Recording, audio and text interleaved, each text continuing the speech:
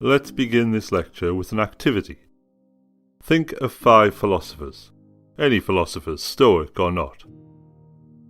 Have you got them in mind? Now, how many from that 5 were women? When discussing philosophy and philosophical history, society tends to leave out women. Well, women's history is still history. Whether or not the generalization history often makes is that we should focus on men. The absence of women's voices in philosophy is paradoxically deafening. The silence could be down to many factors, perhaps due to the inherent belief of female inferiority, or maybe it comes down to various invisible and totally visible biases that consume male-dominated areas of study. This results in women's opinions being shut off from influence. Even today, 70% of philosophers in UK universities are men. So today it's important that we let some voices be heard, and open the lecture to the question, where are the Stoic women? Ironically, the story begins with a man.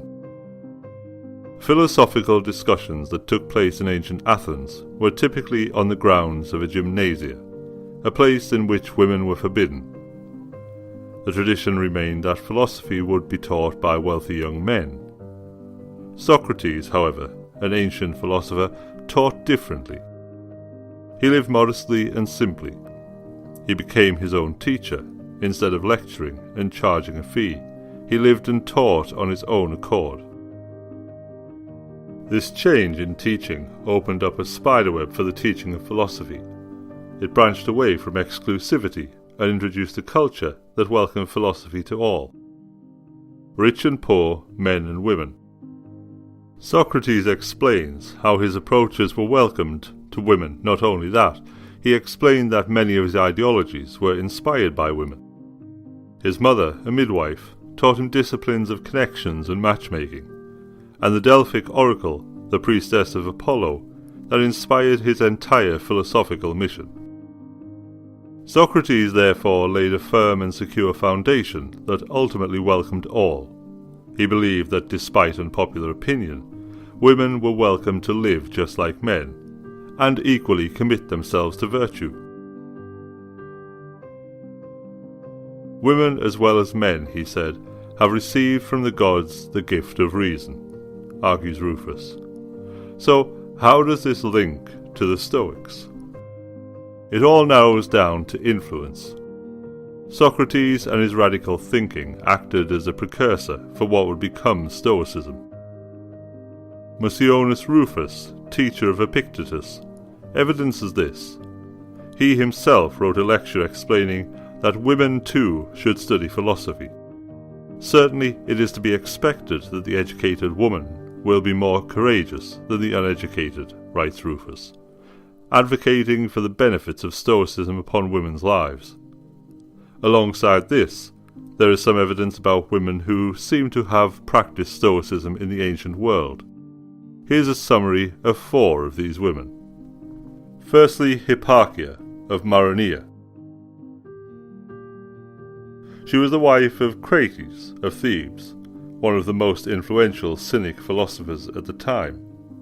She was also a Cynic philosopher like her husband. She therefore led a life of a Cynic. Her influence is prominent. She chose a way of life that was not considered to be a social norm. Ultimately she rejected convention. Her influence on Stoicism is debated and speculated, since Crates influenced Zeno, father of Stoic philosophy. You could argue that she and Crates inspired Zeno's radical views of gender and sex, laid out in his version of Plato's Republic. Following up on that, Portia Catonus also was an influential figure.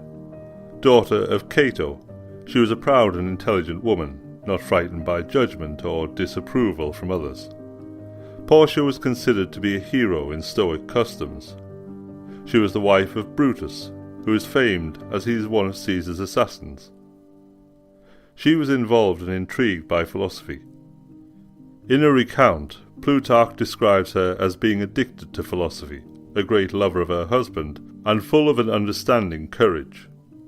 In Shakespeare's Julius Caesar, she is portrayed as a young lady being excellently well seen in philosophy, loving her husband well, and being of noble courage, as she was also wise.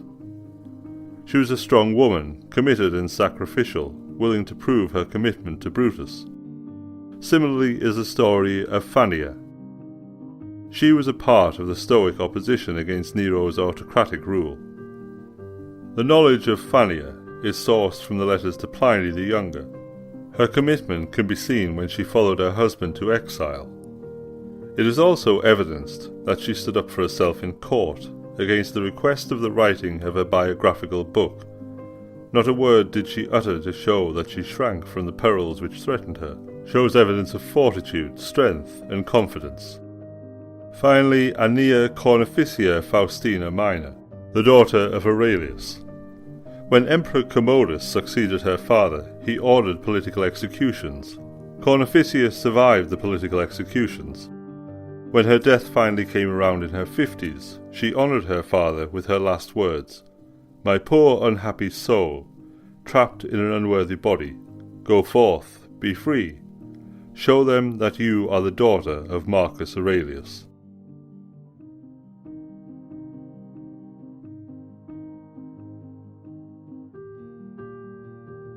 From this we could infer that she was inspired by her father's Stoic teachings, and was proud of her history. However, despite these stories of these incredible women and thoughts of Stoic philosophy, there's still room for criticism. Yes, these women are amazing, but why don't we know enough about them? Why are their stories restricted to a certain extent? More importantly, why are these women only important in relation to men? Daughters of, wives of. Are these stories really just a reach for inclusivity? I mean, out of a big population of male Stoics, I can only find 4 limited stories of women's involvement in ancient Stoic philosophy. When men write about classic Stoic women, where they fail by simply talking about the women and their accomplishments only in relation to their benefit to the men around them, writes Graham Miller. I think this sums up my point exactly. We never see an individual, we only see the women in the shadow of her counterpart. Of course, in our modern landscape there's more and more modern Stoics. Women like Arianna Huffington, founder of Huffington Post, advocate for Stoic philosophy. Infamous sociologist Beatrice Webb, listing Goethe, Plato, and Aurelius as her life's influences. Martha Nussbaum, renowned philosopher, author, and scholar of Stoicism, calling on the philosophy's importance. The most fertile idea of the Stoics, in my view, is their analysis of emotions as containing evaluative thoughts about what is most important for one's well-being, she explains.